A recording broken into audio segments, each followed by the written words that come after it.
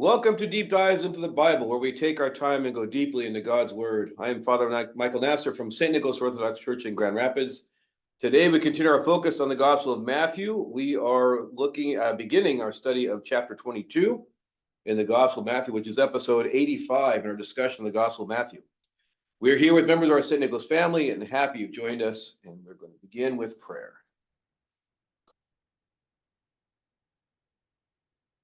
In the name of the Father, and of the Son, and of the Holy Spirit, one God, Amen. Illumine our hearts, O Master, who lovest mankind, the pure light of the divine knowledge, and open the eyes of our mind, the understanding of the gospel teachings. Implant in us also the fear of the blessed commandments, that trampling down all carnal desires, we enter upon a spiritual manner of living, both thinking and doing such things as will pleasing unto thee. For thou art the illumination of our souls and bodies, O Christ our God, and unto thee we ascribe glory, together with thy Father, who is everlasting, then all holy, good, and life-giving Spirit, now and ever, to the ages of ages. Amen. All right, I wanted to begin by a few introductory comments on, I think, what's a very big, maybe the biggest misunderstanding of what Christian life and faith is supposed to be. I think. Forgive me, may I interrupt you? Sure. Will you double check? I think this is episode 86. All right, Jerry will correct me if I'm wrong, but thank you. Thank you for that, Susie. So this misunderstanding of Christianity, I think there is a growing assumption, maybe it's been growing for a long time, I think it's definitely more modern in timing, that Christianity is, in terms of what God expects, a great reduction. I think this idea that in the Old Testament, God was very demanding. He was very harsh. And that nice Jesus comes along and says, you don't have to do anything. Just believe. And then depending how we define belief, we'll get into that. And so I think on the one hand, we would say, there's nothing we can do to accomplish our salvation. We cannot on our own be saved. We need salvation as offered from God through the saving acts of Christ, through the power of the Spirit. So we're not saying that we can earn salvation. However, I think if you think back to the sort of arc that Matthew has been taking us through, and especially you'll see this very clearly in today's section as we get into chapter 22, you'll see that there is an expectation that, and we've talked about this before a little bit, the expectation from Jesus's teaching as compared to, let's say, the Old Testament, doesn't go down, it goes up. Remember we had this conversation way back, I think it was chapter 6, in the middle of the Sermon on the Mount, either 6 or 7. I think it's 6. But anyway, when Jesus says, you've heard it said, for example, an eye for an eye, a tooth for a tooth, but I say to you, and then he increases the expectation of what God is looking for in the more clear exposition of the teaching of Jesus. So I think it's an important thing to say, because when we don't understand that, we run across today's reading, and in some ways the ones we've gone through recently in chapter 21, and they confuse us. So let me just flip back for a second. Always remind us all context is important. And I won't go back, I'll just go back for a couple. We had Jesus cursing the fig tree, right? We had the parable of the two sons. I will go out, I'm not going to go out. Which one did the will of the Father? And then most recently, that was a couple of weeks back, the parable of the tenants in the vineyard. And if you look at all these, and not just these, but really the whole gospel, expectation on the part of Jesus of his followers is actually very high.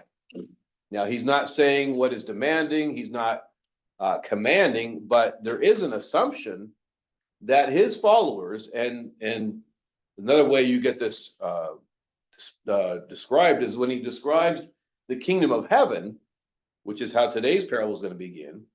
You can see inherent in that is a very high expectation. Nobody has to follow Jesus. He's not going to make anyone. But if you do, if you want to enter the kingdom that he describes, you're going to see that there's a very high expectation on the part of Jesus of those that would enter that kingdom, those that would follow him. So I just wanted to make that point because it's when our assumption is that being a Christian, and I use the crass example of it's just a really great sale, right? You can go to heaven and you don't have to do anything. Just say the sinner's prayer or just do whatever, different groups say you have to do, and then you're in and it's done. And some of them you say you can't even lose it. That's not the teaching of the gospel. And it's not, when I say to you, it's not Orthodox teaching.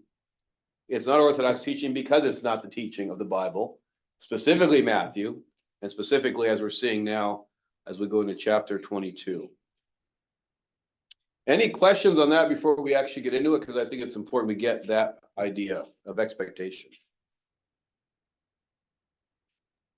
Father, Yeah, how does the God of the Old Testament go from killing people to loving your enemy? that's a great question. We would take all the time to get into deeply, but I'll just give you a oversimplified question, and that is any kind of text. Forget the Bible for a second. If you have a text that's going to make sense, the whole thing has to make sense, right? If our Declaration of Independence began with one certain teaching, but ended what was obviously another, the text can't survive.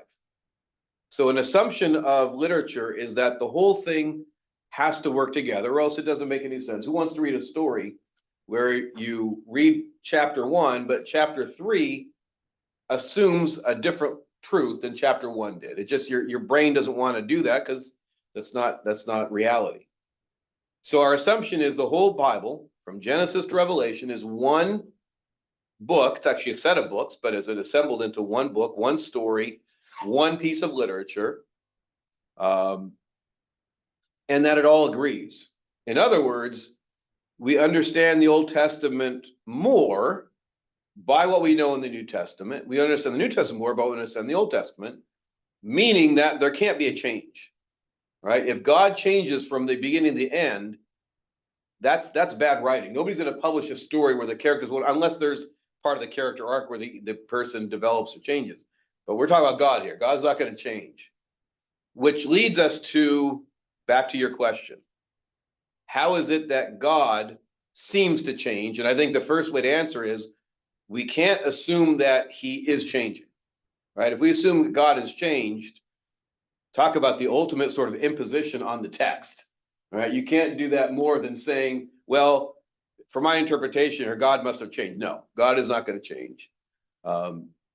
So then how do we understand it? And this is where it would get really long. But I would tell you that if God being love, as the New Testament is much more comprehensive on it. It's not that it's not in the Old Testament. It is, right? The Lord is my shepherd is the Old Testament. Garden of Eden is the Old Testament.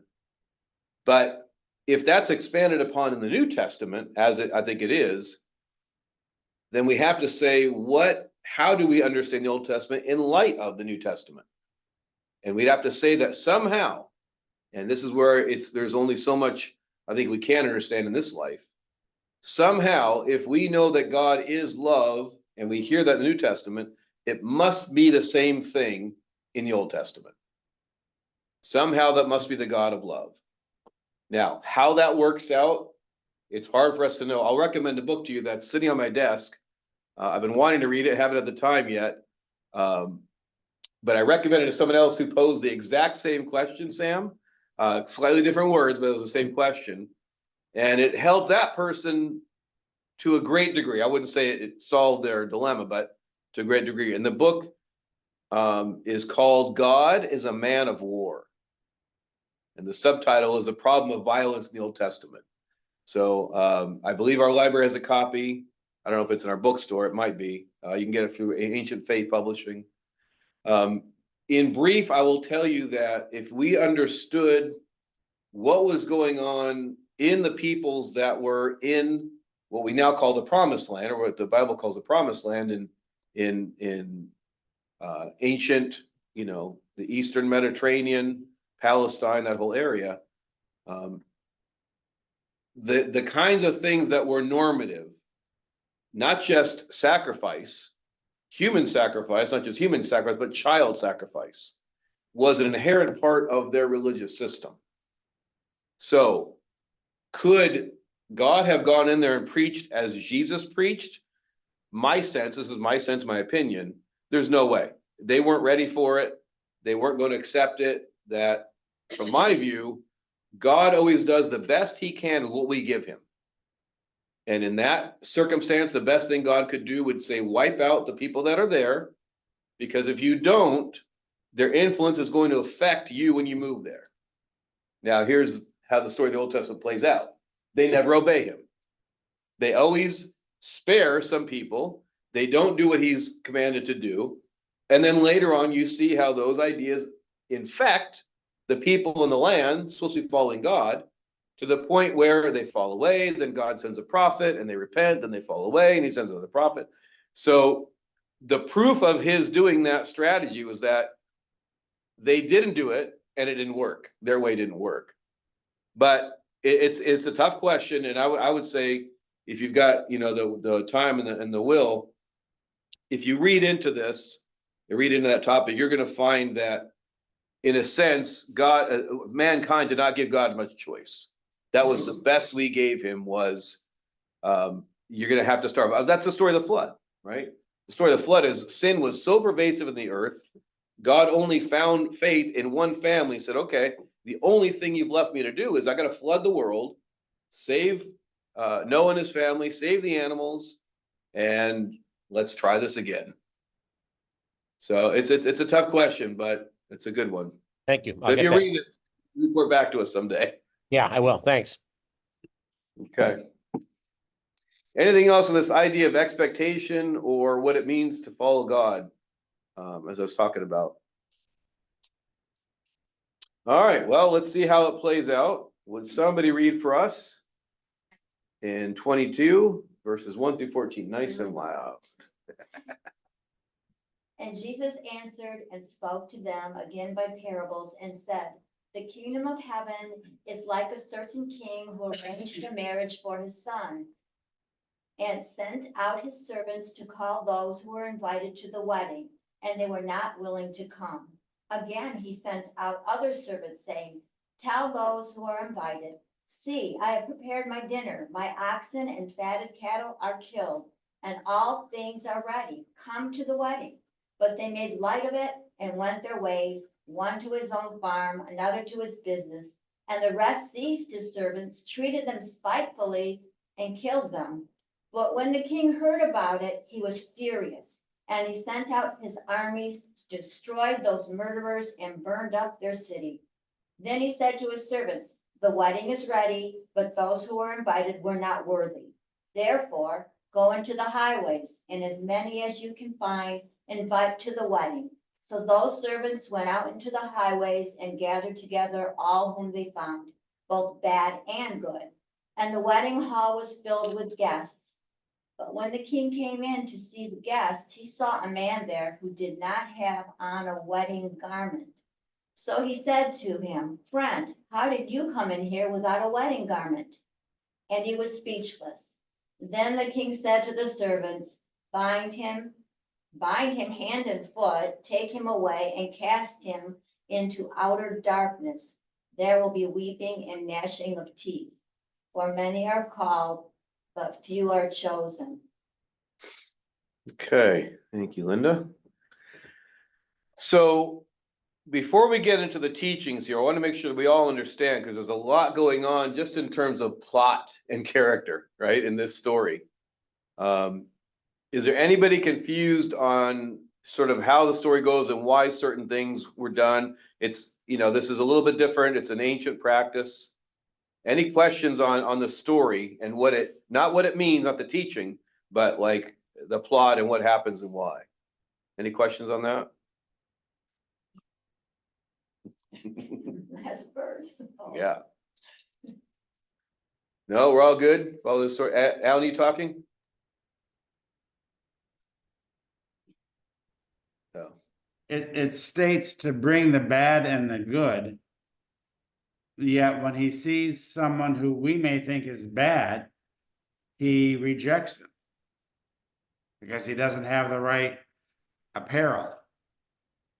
Right. So go out and find more, and they get more. And, you know, Jesus is telling the story, both bad and good. In other words, okay, he told the servants, the first weren't worthy, go find more. They do that. Only some of those that the servants thought were worthy weren't. And then he'll deal with them, starting in the next part in verse 11.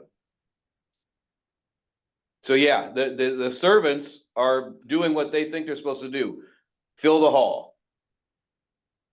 Right? But Yeah. the king has another criteria that he hasn't told them. And this gets to the point, I sort of hinted at the introduction, we'll get to it in dip, but there's another criteria that they don't know. You know, he goes, go tell them, come on in. And they do. And some of them didn't meet the expectation. And we'll get into the meeting on that. Any other questions on the plot or what anything means here? Yeah. Yeah. You know, it's an odd story because it doesn't really conform to how we normally act when we're sent, an invitation to a wedding and it seems to be a really lavish one. We generally accept as far as I know. Yeah. Except when? When do you not accept an invitation? In general. Busy, You're busy, meaning you've got something else that you think is more that you important. think is more So he important. was insulted. The Well, king, it was clearly people made a choice. Yeah. And the king is saying you made a bad choice. Right? They said, and they didn't say, in the other gospels where this parable comes up, they give their excuses. I've married a wife, I bought oxen. This is a little bit different telling, but the meaning is the same. Go and tell them they're invited. All that they needed to know was that they were invited. And what they should have known was that was the best offer they had for that day. But they think they had better offers. Does that make sense? Mhm. Anything else on the story? Because if we don't get the story right, we're going to get the interpretation wrong. What if you Okay. wait for a while and see if there's another better invitation that comes? You're somewhat opportunistic. There you go. So what happens? The servants come by and it's filled up. Yep. All right. Let me ask a couple questions just in general. Again, we're not going to go too deep into interpretation. I want to make sure we understand the story right. Is this king a nice guy? He's probably just, he's got his whole agenda and everybody knows how he does it. And the people who were invited weren't following Mm-hmm. his plan. Okay. So he's just, I would agree. Is he nice? He's not nice. Linda says no. Why not? He's not nice, but okay, so he told them when the first group wouldn't come and now he's really angry. He Mm-hmm. says, just go and get as many as you can find, good and bad is what he said, didn't he? Well, that's what comes back. Yeah. Just, he said, go and invite them as many as you can find. As many, it Yeah, doesn't matter, just right. bring, and then. Well, then I feel really bad for that last guy. Yeah. Like, girl, that's mean. But he had wedding garments ready for anyone who didn't have anything to wear, so they could show up. And according to the notes. According to the notes. I didn't read it the would notes. be- Okay, yeah, and I would say that story doesn't make sense if somebody was unable to show up properly. Right. And I'll give you an example from living in Mexico. Even the poorest families would have an outfit that they reserve for nice occasions. Now, they might have got it from the local vendor at the swap meet on Saturday. It was probably no more expensive than any other piece of clothing.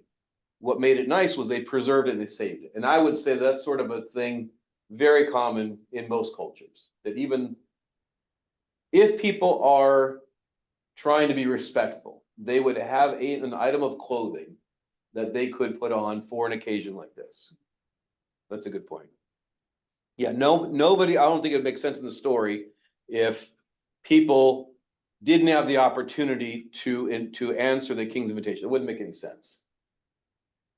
Okay. Or maybe it just happened all of a sudden and you just had to go. because they were bringing people in at the last minute, Right. so. And you know, one of the examples sometimes is if you go to an Orthodox monastery and even some parishes, if people aren't dressed appropriately, they don't mock you.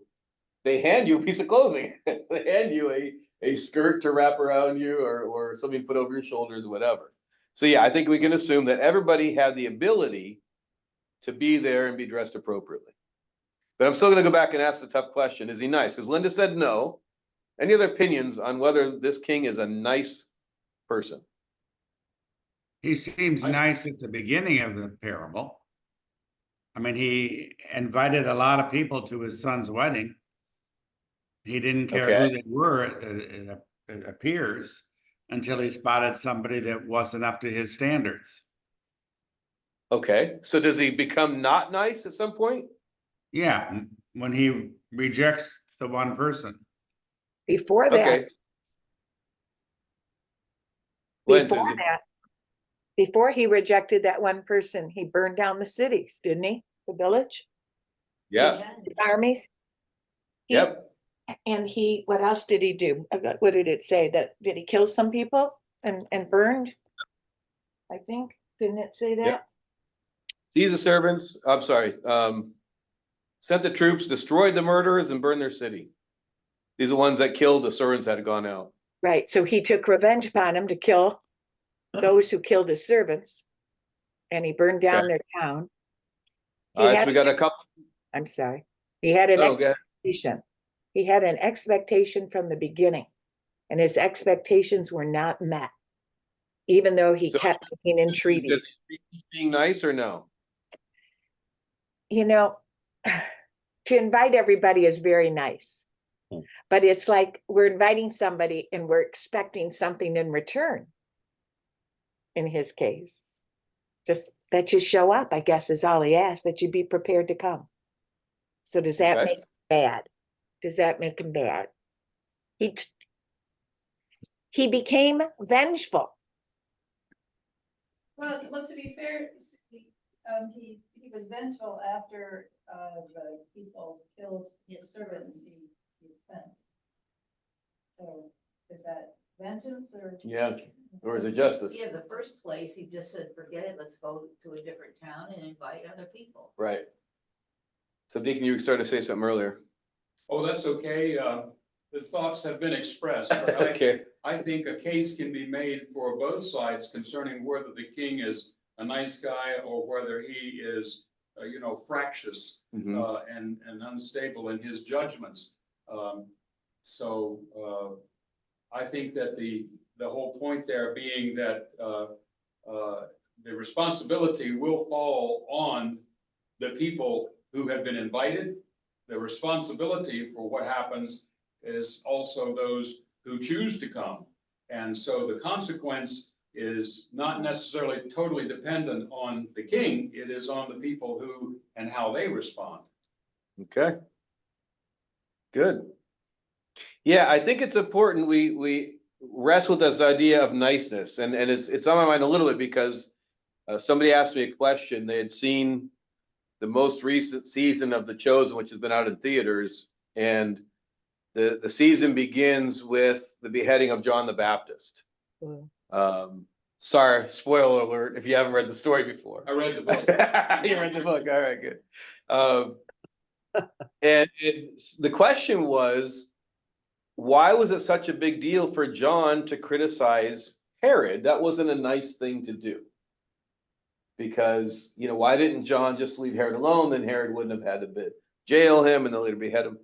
And I think this idea of the niceness of God, there's a lot of in there that we have to be careful about because, first of all, niceness is the virtue that we, I think, and especially in the modern era, we've elevated niceness to a very high level. People should be nice. They should do nice things. And nice being defined as what we would say what everybody should do. Right. So I think Susie, you made the point of or maybe it was, I forget who made it, but about he invited them all. Right. That was a nice thing to do. Is it not nice to do what came after? Well, I guess I set you up because the question is niceness really the qualifying characteristic that it should be? And I think I want us to wrestle with that because again, our modern times, that's become what a lot of us, we all value it and it's not a bad value. Then we take it, and because the question came to me, then we pose it back on God and say, well, gee, God, you're not very nice here. And that's where we could miss out really easily on, again, this is not only scripture, this is Jesus teaching. And it's teaching in a parable, which is on the one hand, it's a story. He's not saying here's the teaching of God, but the story he's telling is a teaching that gives us very deep truth about God. So the deepest truths we hear about God come through parables, because the parable gives you the option. Do you want to learn from it or not? You could just hear a nice story, or you can hear the deep teachings of God. And I think what you see throughout this is that God may not define our modern ideas of niceness. And this is where I wanted to go to the introduction of, what God expects. But clearly throughout, God has clear expectations, right? And in the parable of the king, he's willing to give this marriage feast, and he's willing to invite everybody. I mean, it's not everybody that typically gets the invitation to the marriage, right? Anybody here get invited to what was the last wedding? Will and Kate, or the other what's Television, right? yeah, we got to watch it. That was our big invitation. Harry and Meghan. Harry and Meghan, there you go. So, and they're showing the crowds, and not that I watched it, but I think I watched a little bit. But you're seeing heads of state, you're seeing leaders of society, celebrities, whatever. I don't even think any of us got invitation. Am I assuming wrongly? Right? So that was what we might say is a nice thing. But I think, again, we want to say, or God, we might impose niceness on you as a quality. What are you trying to teach us? And I think instead of niceness, we want to look for goodness. It was good that the king invited everyone. And was it not good for him to expect that if you're going to come to a wedding, especially a wedding put on by the king for the prince, should you not be expected to be prepared for it? And that's where clearly I think the teaching is absolutely there is expectation that isn't unreasonable. It's not unreasonable to say, hey, you're going to come to the wedding at the castle. You put on your nicest clothes. You put on your, what we would call your Sunday best, which was, again, that sort of reserved garment for good events, important events.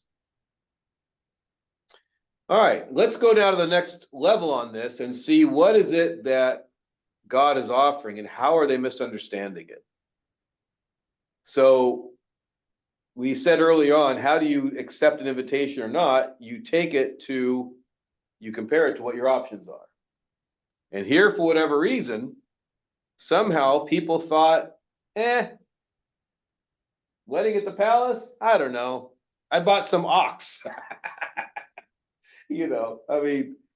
But what does that tell us? Because again, nothing here is going to be casual. What does that tell us about the invitation to the kingdom of heaven? Because that's what this story is about. Is it clear to the invitees what they're being invited to? And why or why not?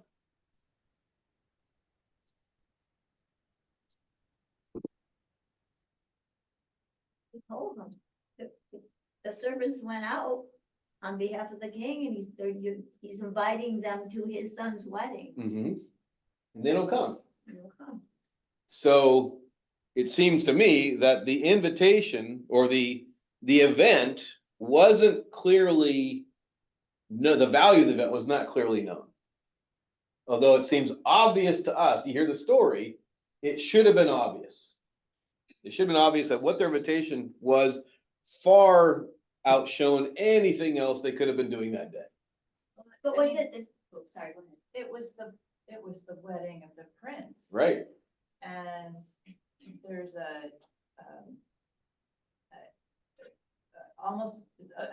I almost see it as treason to not come.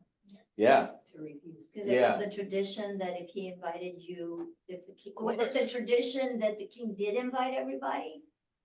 My guess is if I got invited to the White House, I'd probably make every effort to go It's like, I keep thinking of it, because it's the president inviting me. I know, I keep thinking of that show Cinderella. I Right, mean, yeah, The king is having a ball for Uh-huh. the son right. to get a wife, but she couldn't go because she didn't have the dress until Yeah, the fairy there godmother you came, go. of course. Right. Yeah, So let's break this down even further. What value is inherent in the invitation that the invitees didn't see? I think I thought of at least three. Let's see how many we can come up with. that they should be honored that they were invited. Why? Because it's the king. Okay, And so his it's the understanding of the king. If you know who is inviting you, there's inherent value. Even if it's not his son, even if there's some other event, you got an invitation from the king. So there's an undervaluing of the king and the place of the king, the role of the king. All right, Yeah. that's one. What else are they not seeing in terms of inherent value that they're not getting? Time for joy and celebration Okay, for whom? for everybody. Why? This is the time for that, celebrating and the time for not celebrating. Yeah, but why was this a celebration that really was the time for everyone to celebrate? The other things that they chose to do were routine stuff. This was Okay, but special. what's special about it? I'm pushing you here. It's a It's wedding. his son's wedding. The son's wedding. What does that do with them? They probably saw, many of them saw him sort of grow up, you know, over, I mean, not me, not, they didn't interact with him, but they saw him in the distance growing up and becoming a man and. So they have a connection, not just to the king, because he's the king, but to the son. That makes a celebration, not just the king's celebration, not just the son's celebration, like I did, it's for everybody. But they didn't see that. So we're already at three. They undervalued who the king was, they undervalued who the son was them, and they undervalued their connection to the king and the son. All right, and sort of Beginning in to that sound is familiar. This is How beginning so? to sound familiar. how so? Well, I mean, it's our life. It's our life. I can imagine you go through the same thing when you tell somebody you got to take confession, you got to come to church. I mean, why? Are we undervaluing the value of church or you or I don't know? Of course. Of course, that's what I mean. Yeah. So there's a whole lot. And if we could spend the next 25 minutes answering the question alone, what are they not valuing? Right? We came up with 3, 4, maybe 5 here. Really important ones, right? And we just sort of are spitballing some answers out. So there's a lot inherent in the invitation they don't see. And I think that's one of the most important points of the story to begin with is it's ludicrous that people didn't want to come. And yet the reality is they didn't want to come. It's in the story. So why didn't they want to come? The only reason I could think of, unless you can think of something else, is they did this and they go, ox, whatever. What was it? Off to his farm, another to his business. So that undervaluing of our invitation to the kingdom of heaven, I think is something that all of us need to be aware of. I think when Jesus tells a parable, he's not saying it for somebody else. He's teaching all of us something that's important for us. So that's one of the first things I think to be aware of is that if we're not careful, we don't understand, we don't appreciate what it is we're being invited to. And I think too, the rest of the story doesn't make sense unless you understand that point. In other words, if we don't get the fact that we undervalue the invitation, then the actions of the king throughout the rest of the story is not going to make much sense. And we'll go, well, he's just mean. But if you think about everything he was inviting them to and what they didn't recognize, therefore come and enjoy, the king knows. The king knew his value to them. The king knew the prince's value to them. The king knew their connection to him and the family and the event. And they said, no, we're going to work today. All right. So does the anger of the king, does that surprise him, or does it surprise us a little bit less maybe now that we've gotten into the story a little more in detail? is it understandable or is it unreasonable? Makes more sense to me. Yeah, why? Just because, I mean, when you go back to the beginning, he said that he wanted, see, I prepared my dinner, my oxen and the fattened cattle are killed and all things are ready, come to the wedding. So he did everything that he could to prepare people to come to this beautiful wedding. And they had excuses or different things that they wanted to do or whatever. And I think it was kind of a slap in the face. So here it is, he's doing everything that he can to invite everybody and to do everything he can to make them comfortable or make them worthy to be there, yet they still don't come. Okay. Or they're not prepared. Yeah. And let me call upon anybody here who's put on an event like this. Maybe it's putting on a wedding for a child. Maybe it's organizing a dinner party or whatever. I think we can all fall into like, I don't know, that we're doing this for selfish reasons. I want to be seen as somebody good doing this, but let's give ourselves the benefit of doubt, and let's give the king the benefit of doubt. He's obviously an image of God in here. He's not doing this for himself, right? He's doing it to celebrate the marriage of son, but he's inviting the people because he wants them a part of it. Let's assume good motive. I think it's safe to make that assumption that this was really for them, right? The invitation was not for him. It wasn't just like, hey, I need a crowd in the house. This really was him saying, I want to share this joy with all of you. And I think that's where, again, understanding the anger is a little bit easier. That's a lot of trouble to go through. It's a lot of cost. He didn't have to go and kill all those animals that could have fed his family for maybe years, and say, okay, well, I'm going to give a feast for everyone, and people aren't showing up. And then there's the fact that some of these people killed the servants. Yeah, what's Yeah. that all about? Yeah. So they've already undervalued the invitation. Now the story, the king, or he sends them out, and some of them just ignore it, right? They go off, one to the farm, another to the business, while the rest seized his servants, treated them shamefully, and killed them. And I think again, we could spend time getting into this, but just to cut to the point, God has always done everything he could to convey his message to his people. And what's clear throughout the Old Testament that Jesus talks about more than just here is that when the prophets were sent, what almost always happened, almost inevitably, they were killed. And they were sent with that. Don't forget Jonah. He wasn't. Right. Yeah. They were always treated poorly by the people that they were sent. They were sent for the benefit of the people. The same people who ended up killing them. And that's the charge Jesus will bring against the Pharisees. You're the sons of your fathers who killed the prophets, as they're now plotting to kill him. Yeah, I think it shows the extent to which God sets up the opportunity. There's expectation. We'll get to that in a little bit. And that's not enough for people just to say no. They kill the messengers coming to invite them. So then the king gets angry, he sends his troops, destroys the murderers, and burns their city.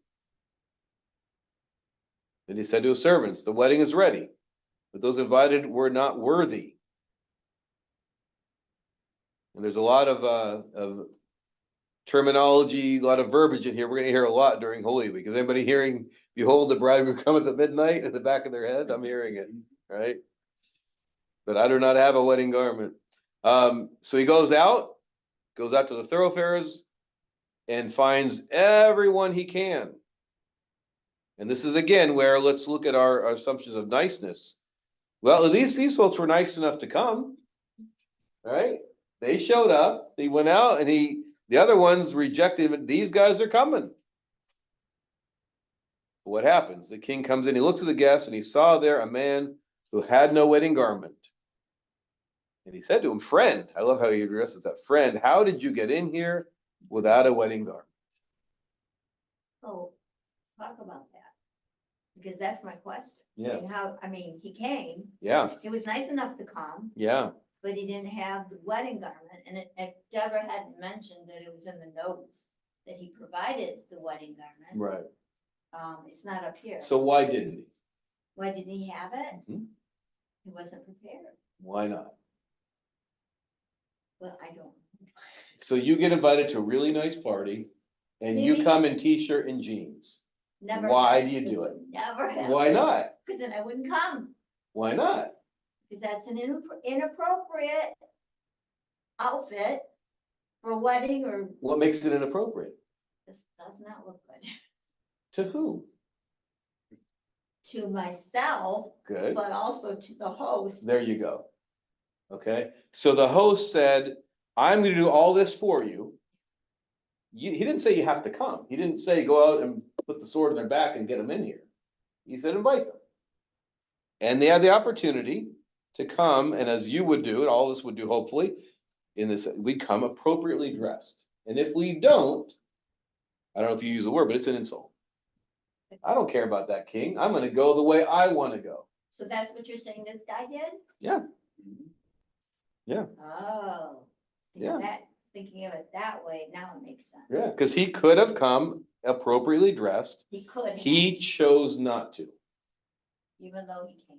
Yep. So that's as much as an insult as the ones that wouldn't come at all? Yeah. Right? Okay. You know, Who, you who gotta did you give the say king, chose not to? What did he say? What's Who that, did you- Alan? You said he chose not to. Who you're referring Yes. to? The one who didn't put on his wedding garment. The Well, one how that do I we was- know he didn't have a wedding garment to put on? Yeah, so that's why I say it wouldn't make any sense that this is a story about people that get abused without having any choice. So our assumption is they've got a wedding garment. They've got either something that they've reserved for that purpose, or that's the note, apparently your study Bible has a note saying that the host would provide one for you. It wouldn't make any sense, the story wouldn't make any sense at all if it was just, here's a king who picks on people who have no other opportunity. Right, it just doesn't fit the story. Doesn't make any sense. you know, So you, whether I they're, think I think it does. I mean, here's a poor guy from the fields, from the city, from the farm, who may have been a pauper and didn't have anything. do you think this is Jesus telling a story of how his father picks on people who have no opportunity?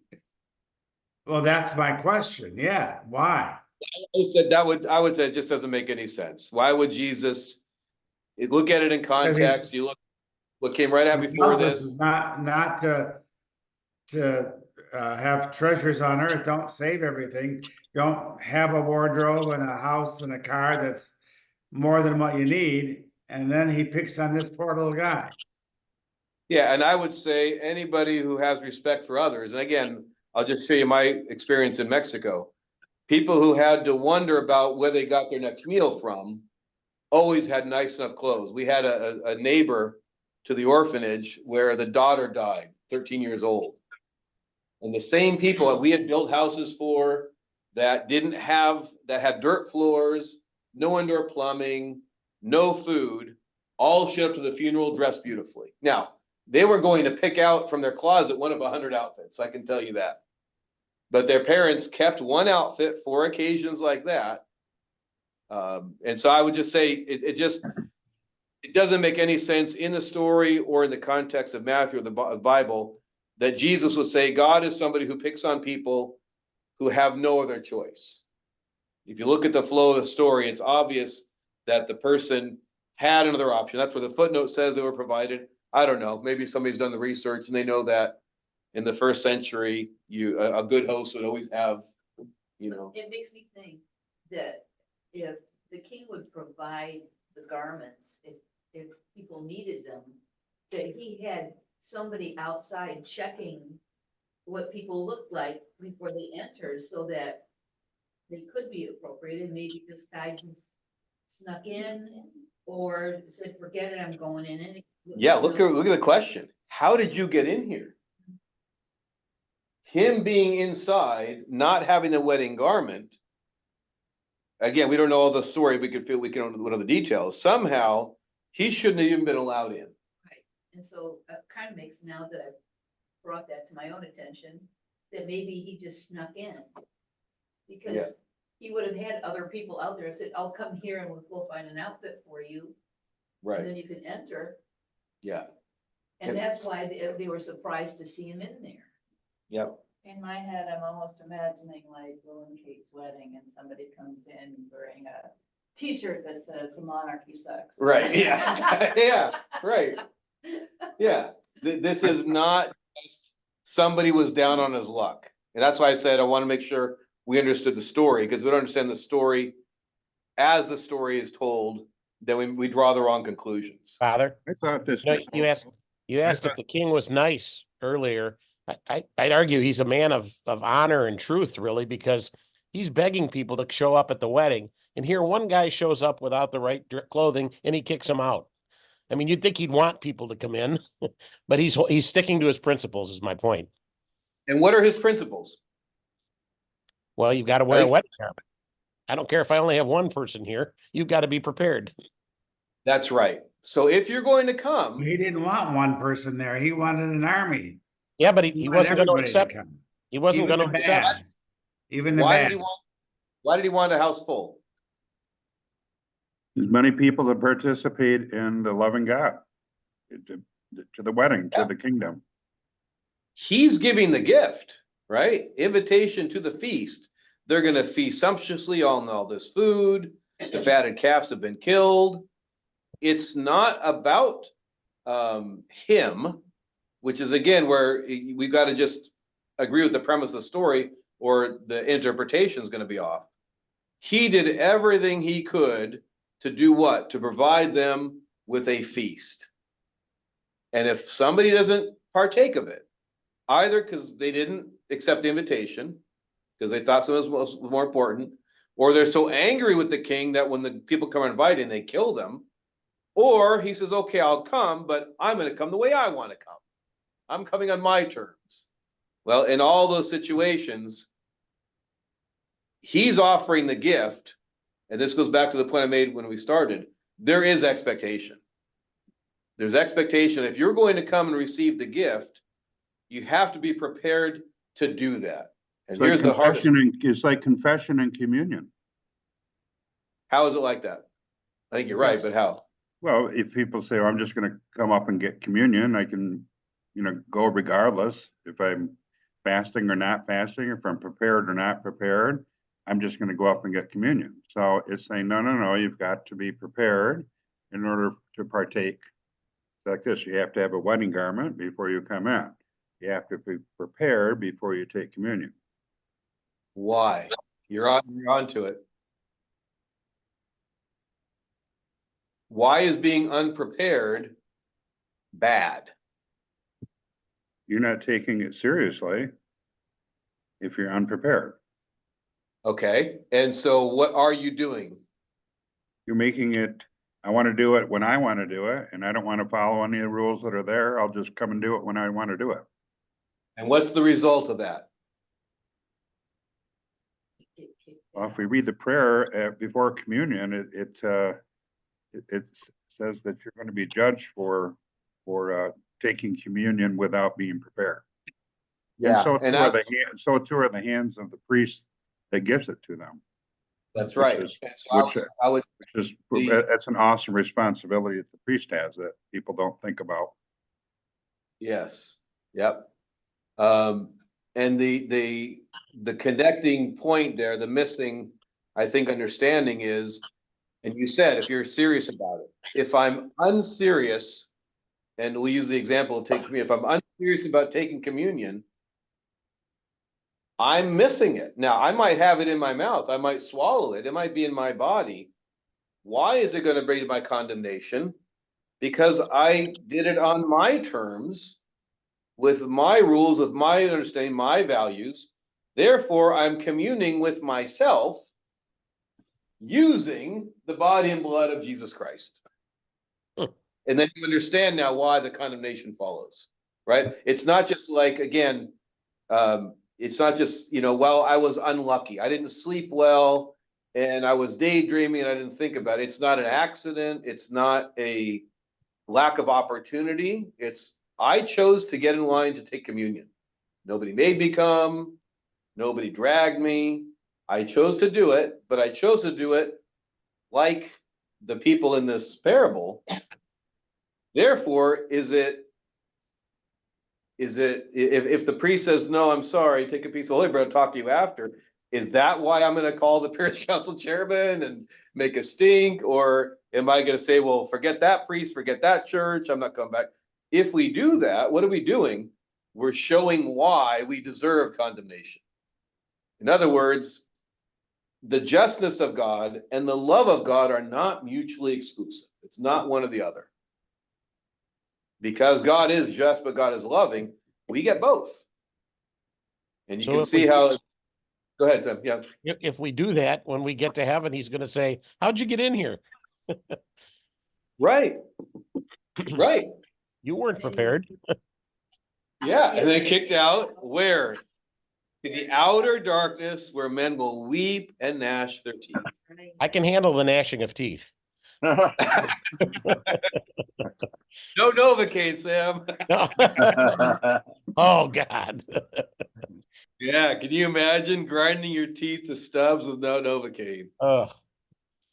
Father, could I just interject Please. the point to me of this parable? Jesus is telling a parable, and it depends on which end of the telescope you're looking through. He's not telling an account of a wedding for the purpose of saying the kingdom of God is going to conform to this particular anecdote of a wedding. Right. He is teaching them this is what the kingdom is like, and the illustration is going to be this would be how it would work out in an actual wedding on earth.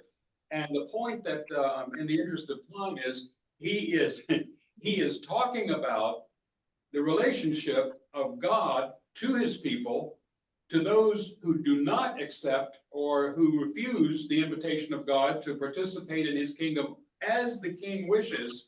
And then what the alternative is that God is going to take the kingdom to others.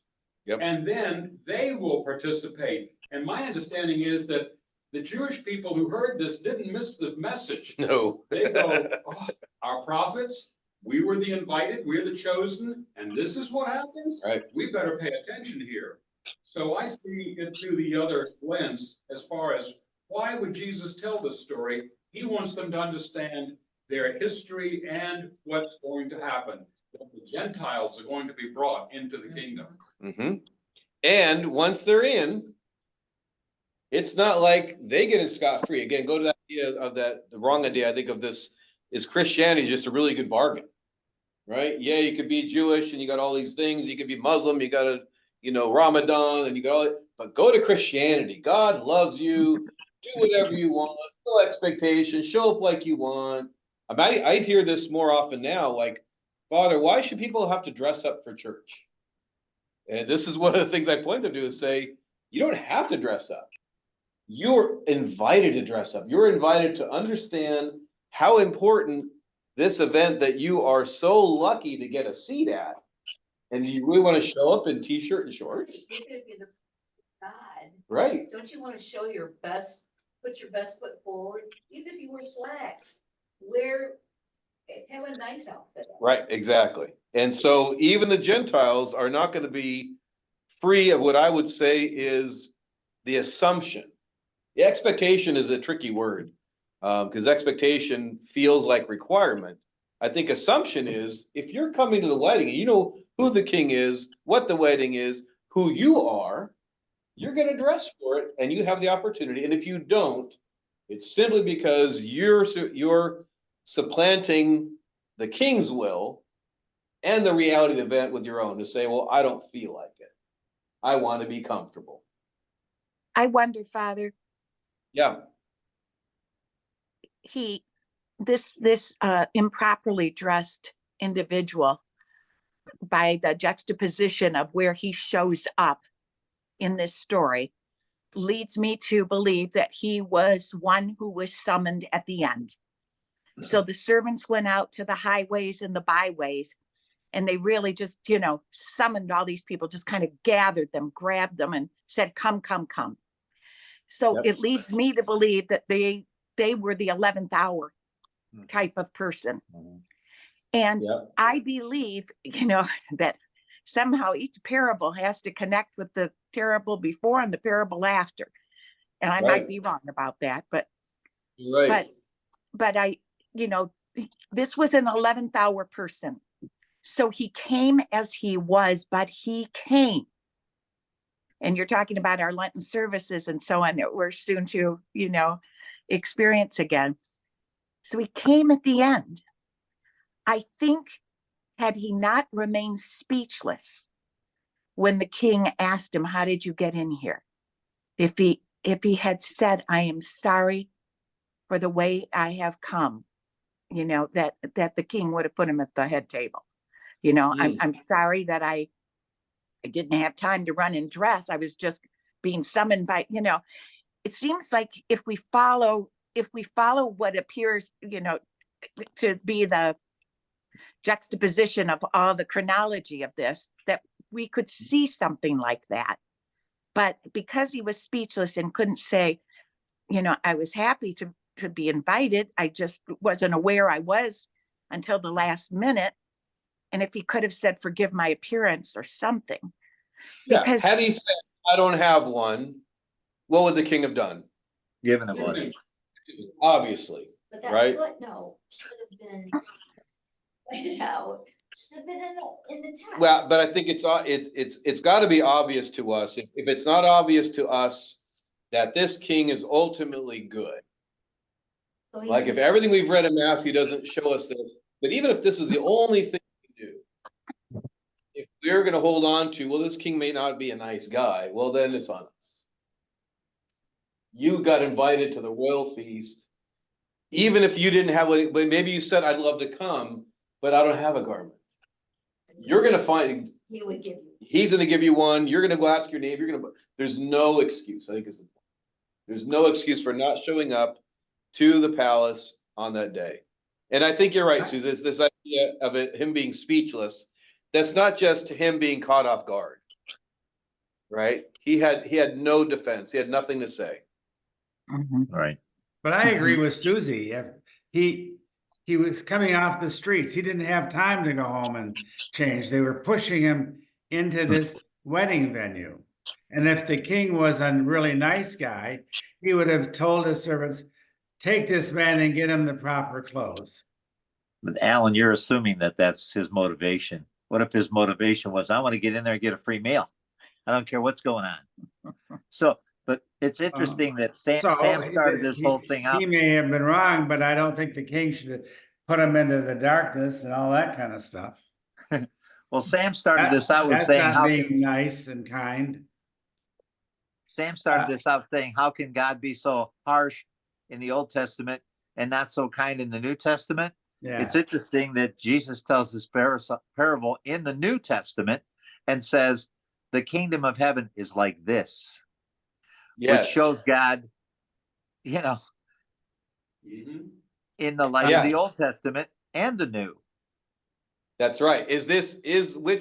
Which testament God is this, old or new? Yeah. My guess, from an older understanding, we'd say, well, this is the Old Testament God, as if there's two different ones. Right. Your point, Rick, is important. There is no Old Testament God, no New Testament God. This is God. Right. And this is why our choice is going to be, are we going to impose I would say our arrogance to say, well, God shouldn't have done this, which I think we're all tempted to do from time to time, versus what this man should have done. Let's say he's being dragged, like the worst case scenario. He's right in front of the palace and they drag him. What should he have done at that point? I need a garment. Yeah. Right. There's no way, there's no excuse for not being there and not having the garment. Even if you had to beg for one, ask for one, borrow one, And this is where, and again, not a fault to you, Alan, but just in general, you can see how far we can go to twist reality to what we'd like it to see. And this is where I think all of us, we want God to be, in our words, nice. Right. God does not fit the modern experience or expectation of being nice. But However, if we're in his that's- image, that what doesn't are mean we- he's not loving. we're in his image. Mhm. And Yeah. I'm holding this wedding, you know, and people don't come, I'm not going to be angry with them, you know. But I know this is far more than just the holding of a wedding. Right. You know, so it's hard because this is something that we do. You know, we throw weddings for our children and we invite people, and we know some people can't come, and we don't take offense. So using such a simple example. Susie, you're inviting some of your kids' weddings and they go, you know what, that's my favorite TV night. Mhm. You're not going to be offended. You know what? Again, you know, as God feels, it's I their think you choice. should be offended. I think you should be offended. I've I got don't want another it. example. I have another example. It's like, if you go to Cascade Hills Country Club, Yeah. they've got a set of rules in order for you to, participate in whatever's going on at the club. So if I brought someone to the club and then they had open toe shoes on and a shirt without a collar, they couldn't get in, right? They would say, okay, Rob, will you please take your guest over to the pro shop and get them a pair of shoes that are closed, and also get them a shirt with a collar on. Right. And they'll do that too. Right. Or if you're not wearing a jacket on certain days. Now, they still allow the person to come in, but you have to do this in order to come in. Yeah. So you can come unprepared to church, but you can also get your head in the game really quick before church starts. Yes. So there's the opportunity that's there. It goes back to, Sam and I struggle with this all the time. We talk about it. It's obedience. We want to do it our way. We don't want to do it God's way. Mhm. And I think this is another lesson. Yeah. And at first we want to tell God what his way should be. Right? Kind of ironic that we're reading this today, and Sunday we talk about the prodigal son and the banquet and going out to get everybody to come to it, and the similarities, not the same story, but a few similarities to it. Yeah. What if the son was walking by and the father runs out to meet him and hug him, and the son says, I don't want you. Does the story go the same way? I mean, the story is built on the fact, even for his own hunger, the son acknowledged he was in need, and the father had what he needed, even if it's only to be a servant. No, I think you're right, Alan. It shows you that all of these things tie together. If they don't tie together, it's our understanding that's off. God is love, perfectly loving, but his perfect love doesn't erase what I think is the right expectation, or at least an assumption, that to accept the invitation requires some choices. And that's where I think we struggle in the modern day about this idea of no expectations in Christianity. Anyway, great discussion, everyone. Nicely back together after a little break. And God willing, we're back together again next week. Thank you, Father. Thank Fun. you. Hi, everybody. Bye. Father Michael, can you hang on